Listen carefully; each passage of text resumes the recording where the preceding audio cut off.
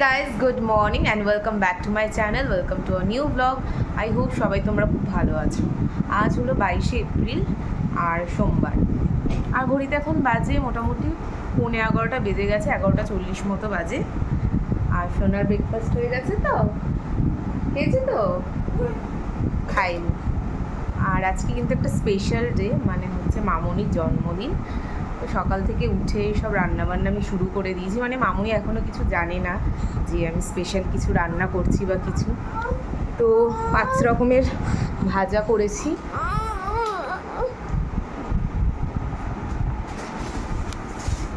হ্যাঁ, 5 রকমের ভাজা করেছি আর মাছ করেছি পোস্ত দিয়ে, আর হবে মাটন আর পায়েস, চাটনি। তো এখনও বাকি রান্নাগুলো করব।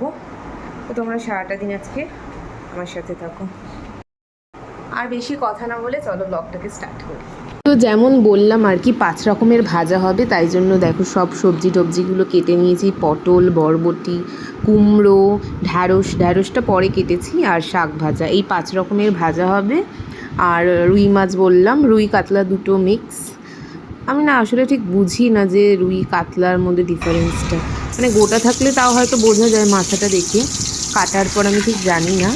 হতে পারে ওটা কাতলা বা রুই, যাই হোক, মানে দুটো যেহেতু অনেকটা একই ধরনের, তো আমি মিশিয়েই করে দিয়েছি। দুটো দু রকমের মাছ ছিল আর কি, তাই জন্য দুটো একসাথেই আমি করে দিয়েছি। আর এখানে দেখো সব ভাজাগুলো করে নিচ্ছি। কুমড়ো ভাজা, পটল ভাজা হয়ে গেছে।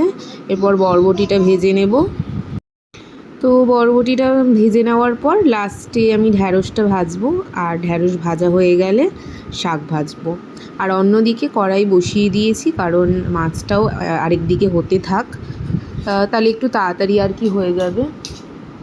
আর একটু তাড়াতাড়ি না করলে চলবে না, কারণ বিকেলে আমার পড়ানো আছে, তো পড়ানোগুলোও আমাকে করতেই হবে।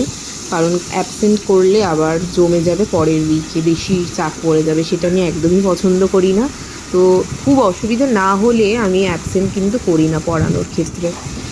আর এখানে আমি ঢ্যাঁড়সটা ভেজে নিচ্ছি, লাস্টে আমি শাকটা ভাজবো। আর এই পাশে হচ্ছে আমি মাছগুলো ভেজে নিয়েছি, তারপর তেলের মধ্যে একটু কালো জিরে আর পেঁয়াজ দিয়ে দিলাম। পেঁয়াজটা ভাজা হয়ে যাওয়ার পর ওর মধ্যে আদা লঙ্কা বাটা দেব। আর এইরকমভাবে মাছ আমি আগে করিনি পোস্ত দিয়ে, তো এটা আমি কোথাও দেখিনি রেসিপিটা, একটু নিজের থেকেই ভাবলাম যে একটু দেখি পোস্ত দিয়ে কেমন হয় মাছটা। তো খারাপ হয়নি, ভালোই হয়েছিল। আর এখানে শাকটা হচ্ছে শুকনো লঙ্কা ফোড়ন দিলাম তেলে, আর সামান্য একটু কালো জিরে দিয়েছিলাম, সামান্য, বেশি নয়। আর নুন, কাঁচা লঙ্কা দিয়ে দেবো, আর সামান্য হলুদ, ব্যাস এই দিয়েই শাক ভাজাটা কিন্তু হয়ে যাবে। আর অন্যদিকে পেঁয়াজ ভাজা হয়ে গেছে, ওদিকে মাছের, এর মধ্যে একটু আদা লঙ্কা আর টমেটো কিনতে দিয়ে দিলাম। এটা একটু কষে যাওয়ার পর আমি পোস্ত বেটে নেব। আর শাকটাও অন্যদিকে দেখো মজে এসছে। আর এই যে এইদিকে দইয়ের মধ্যে একটুখানি আমি জিরে গুঁড়ো, ধনে গুঁড়ো, লঙ্কা, হলুদ, এই মশলাগুলো দিয়ে একটুখানি মিশিয়ে পেস্ট বানিয়ে নিচ্ছি। আর গরম মশলা দেখলে দিয়ে ফেলেছি। গরম মশলাটা কিন্তু তোমরা দেবে না পোস্তর রান্নায়, গরম মশলা না দেওয়াই ভালো। তো আমি একটু ভুল করে দিয়ে ফেলেছিলাম সামান্য, তো দেওয়ার পর মনে হলো যে গরম মশলাটা তো যাবে না, তো গরম মশলাটা আর দিইনি। আর এদিকে মশলাটা কষা হয়ে গেছে, আর লাস্টে দিয়ে দিলাম পোস্ত বাটা। এটা দিয়েও খানিকক্ষণ কষিয়ে নিয়ে জল দিয়ে দেবো, যতটা আর কি, যেরকম ঝোল তোমরা রান্না করবে সেরকমই জল দেবে। মাখা মাখা করতে চাইলে একটু কম জল দেবে, আর যদি লোকজন বেশি থাকে তখন তো একটু জল বেশি দিতেই হবে। আর ঝোলটা ফুটে যাওয়ার পর মাছগুলো দিয়ে লাস্টে আমি দিয়েছিলাম একটু ধনে পাতা কুচোনো আর কাঁচা তেল। মামনি বলে যে পোস্ত দিয়ে রান্না করলে একটু লাস্টে কাঁচা তেল দেওয়া ভালো, তাহলে গন্ধটা আর কি ভালো থাকে পোস্ত। আর এখানে সব মাছ টাছ দিয়ে একটু ঢেকে দিচ্ছি, ঢেকে দিয়ে এই যে দেখো লাস্টে ধনে পাতা দিয়ে দিলাম, আর পরে কাঁচা তেলটা দিয়েছি। আর ব্রেকফাস্টে দেখো কালকে মামনি চিকেন করেছিল, চিকেন আর রুটি। আর এবার রান্না করব সেন্টার অফ অ্যাট্রাকশন, মাটনটা কষা করিনি, আর ঝোলও খুব পাতলা ঝোলও করিনি, মোটামুটি একটু গ্রেভি রেখেছি। তো মাটন করার জন্যই আগে দেখো আলুগুলোকে লাল করে ভেজে নিতে হবে। তাহলে আলুগুলো খেতে আর কি ভালো হবে। আর খুব তাড়াতাড়ি কিন্তু মাটনটা আমার রান্না হয়ে গেছিলো। তোমরাও কিন্তু এইভাবে খুব তাড়াতাড়ি বাড়িতে মাটন করে নিতে পারো। মাটন জানি আমরা একটু লেন্দি প্রসেস হয় বা একটু সময় লাগে। তো প্রথমেই দেখো মাটনটাকে একটু ধুয়ে নিয়েছি, বেশি ধুতে নেই মাটন, অল্প একটুই ধুয়ে নিয়েছি যতটুকুনি ধোয়ার। আর এখানে টক দই দিয়ে দিচ্ছি, আদা রসুন বাটা, পেঁয়াজ আর সর্ষের তেল, হলুদ, নুন এই সমস্ত দিয়ে ভালো করে একটু ম্যারিনেট করে নেব। আর দেখো জায়গাটা প্রথমে না ছোট হয়ে গেছিলো, এই ছোট জায়গার মধ্যে ম্যারিনেট করা যেত না, অসুবিধা হতো, তাই জন্য আমি একটু বড় গামলা নিয়ে নিলাম। তো এর মধ্যে দেখো আদা রসুন বাটা দিয়ে দিচ্ছি। আর যদি তোমরা মাটনটা কড়াইয়ে কষিয়ে সেদ্ধ করতে যাও সেক্ষেত্রে কিন্তু তোমরা পেঁপে গ্রেট করে দিয়ে দিতে পারো, তাহলে গ্রেট করে বা গোটা গোটা দিয়ে দিতে পারো, তাহলে কিন্তু মাটন তাড়াতাড়ি সেদ্ধ হয়ে যায়। যেহেতু আমি আজকে প্রেশারে সেদ্ধ করে নেব তাই পেঁপে টেপে আর কিছু দিইনি। এই মশলাগুলো দিয়ে আর কি ম্যারিনেট করে মাটনটাকে আগে আমি সেদ্ধ করে নেব। আর চর্বি খুব একটা ছিল না, কিন্তু যেটুকু চর্বি ছিল দু একটা, তো সেটা একসাথেই আমি দিয়ে দিয়েছি, সেটা আর কি গলে গেছিলো প্রেশারেই। আর তেলের মধ্যে এবার কষাবো মশলাটা একদিকে আমি কষিয়ে নিচ্ছিলাম আর অন্যদিকে কিন্তু মাটনটা সেদ্ধ বসিয়ে দিচ্ছিলাম। আর এখানে প্রথমেই তেলের মধ্যে একটু চিনি দিয়ে দিলাম, তাহলে কিন্তু রান্নার রঙটা খুব ভালো আসবে। মাটন বা চিকেন যেটাই করো না কেন, প্রথমে কিন্তু তেলের মধ্যে একটু চিনি ফোড়ন দিয়ে দিলে বেশ রঙটা ভালো আসে। আর তারপর দিলাম তেজপাতা, শুকনো লঙ্কা ফোড়ন, আর এরপর একটু গোটা গরম মশলার মধ্যে এলাচ, লবঙ্গ, দারচিনি, ব্যাস এটাই। এই দিয়ে একটুখানি শুকনো লঙ্কাগুলো লাল লাল হয়ে গেছে, মানে লাল না কালো কালো হয়ে গেছে যখন, তখন যতটা পেঁয়াজ কুচোনো বাকি ছিল অর্ধেকটা তো আমি দেখলে দিলাম হচ্ছে মাটন সেদ্ধর মধ্যে, আর বাকিটা আমি দিয়ে দিচ্ছি মাটনের গ্রেভিটা বানানোর জন্য। আর এর মধ্যে কোনো পেঁয়াজ বাটা ফাটা আমি দিইনি, শুধু আদা রসুন কাঁচা লঙ্কা বাটাই দিয়েছি। আর এইদিকে দেখো মাটনটা কিছুক্ষণ ম্যারিনেট করে রেখেছিলাম, তারপর আমি প্রেশারে দিয়ে দিচ্ছি। তো এবার মাটনটা প্রেশারে দিয়ে দিলাম, আর পরিমাণ মতো না অল্প একটু জল দিয়েছি, বেশি জল দেবো না। দুটো চেরা কাঁচা লঙ্কা আর একটু টমেটো দিয়ে দিলাম, এই দিয়ে মাটনটা আমি সেদ্ধ বসিয়ে দিচ্ছি। আর এদিকে পেঁয়াজটা আমার নরম হয়ে গেছে, এর মধ্যে আদা রসুন বাটাটা আর কাঁচা লঙ্কা বাটা দিয়ে দিলাম। তো এইটা একটু কষিয়ে নেব যতক্ষণ না রস স্মেলটা যাচ্ছে। একটু ভালো করে কষিয়ে নিয়ে তারপর গুঁড়ো মশলাগুলো দেবো। গুঁড়ো মশলা বলতে ধনে জিরে গুঁড়ো কিছুই দিইনি, ধনে জিরে গুঁড়ো ছাড়া করে দেখবে, বেশ ভালো অন্যরকম খেতে লাগে। অনেকে দেয়, আবার অনেকেই মাংসের মধ্যে ধনে জিরে গুঁড়ো দেয় না।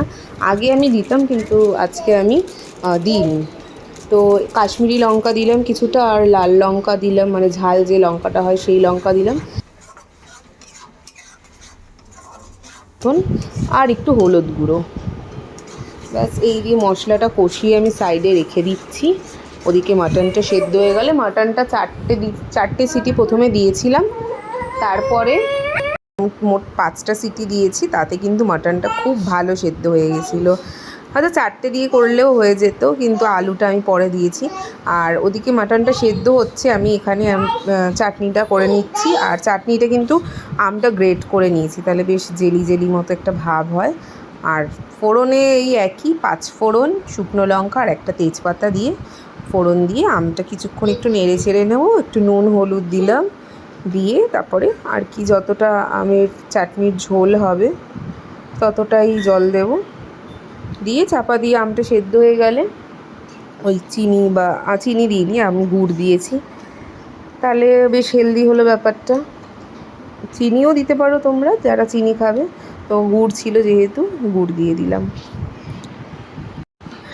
মাটন আমার সেদ্ধ হয়ে গেছে কমপ্লিট। এবার মশলাটা যে কষিয়ে রেখেছিলাম সেটা গ্যাসে বসিয়ে দিলাম, আর এখানে মাটন স্টক আর মাটনের আলুগুলো আমি আলাদা করে নিচ্ছি। এবার মশলাটার সাথে মাটনটা কিছুটা কষিয়ে নেব। দেখো এক হাতে কষাচ্ছিলাম তো খুব অসুবিধা হচ্ছিল, ক্যামেরাটা যেহেতু এক হাতে ধরেছি, কড়াইটা বারবার একটু পড়ে যাচ্ছিলো। তো বেশ কিছুক্ষণ কষিয়ে নিলাম, 5 থেকে 10 মিনিট মতো কষিয়ে তারপরে মাটন স্টক আর আলুটা দিয়ে দিলাম ওর মধ্যে।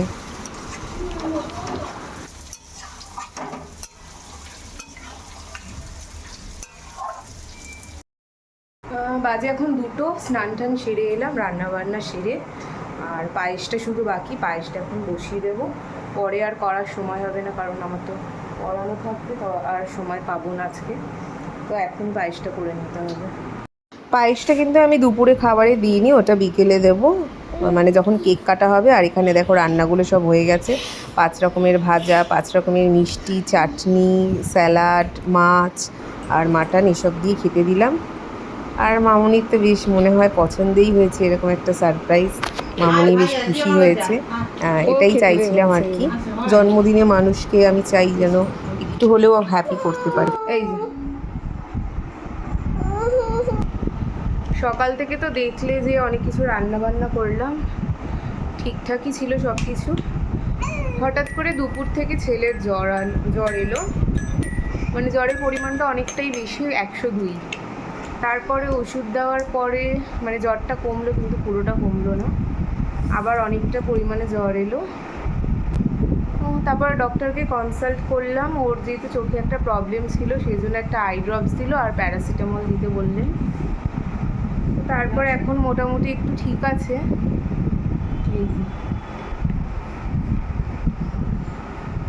কিন্তু মাঝে মাঝে এখনো খ্যান খ্যান করছে, জ্বরটা পুরোপুরি নামেনি, এখনো গাটা হালকা গরমই রয়েছে। তো বিকেলে ভেবেছিলাম কেক নিয়ে আসবো, মামনির জন্য কেক কাটিং হবে। তো ওর এমনই অবস্থা হলো, তখন আর মানে এইসব ইচ্ছেগুলো করার আর কি চলে গেল। তো এখন মোটামুটি একটু স্টেবল আছে ও। তো তানিয়া আবার এখন কেক নিয়ে এলো মামনির জন্য, তো সেই কেকটা এখন কাটা হবে। আর পায়েস করে রেখেছি, এই পায়েস করে বেড়ে রেখেছি, তো এই পায়েসটা খাইয়ে দেবো মামনিকে।